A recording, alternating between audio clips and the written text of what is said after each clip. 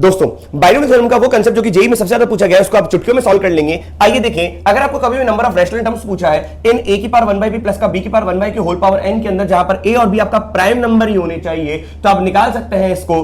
n को आप p और q के एलसीएम से डिवाइड कर लीजिए और फिर ध्यान रखिए +1 लगाना है कि नहीं लगाना। लगाना है और नहीं लगाना का इसका मतलब क्या है कि आप पहले जनरल टर्म निकालिए। जनरल टर्म निकालने के बाद r की वैल्यू आप 0 रखिए।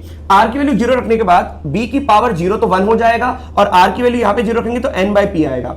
अगर n को p कंप्लीटली डिवाइड कर देता है, इसका मतलब r की वैल्यू 0 वैलिड होगी, तो वो एक टर्म जो आएगा उसकी वजह से +1 अपन ने किया है। अगर ये नहीं आ रहा n बाई p, n को p कंप्लीटली डिवाइड नहीं कर रहा, तो ये +1 नहीं आएगा। क्लियर है कि नहीं है? आइए इसको इंप्लीमेंट करें। हम देखेंगे कि 1024 पावर अगर है तो नंबर ऑफ रैशनल टर्म्स इसके अंदर निकालना है, तो 5 और 7 देखिए प्राइम नंबर है।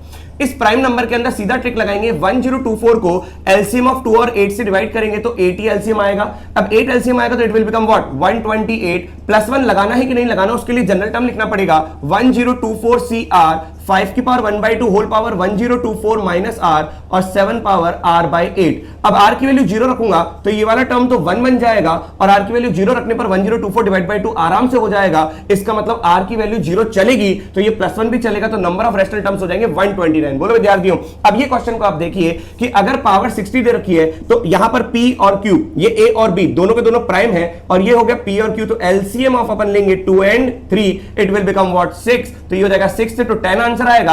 अब इसके अंदर +1 करना है कि नहीं करना वो देखने के लिए हमें यहां पे जनरल टर्म निकालनी पड़ेगी। 60 CR 2 की power 1 by 2 whole power 60 minus r 5 की पावर r बाई 3।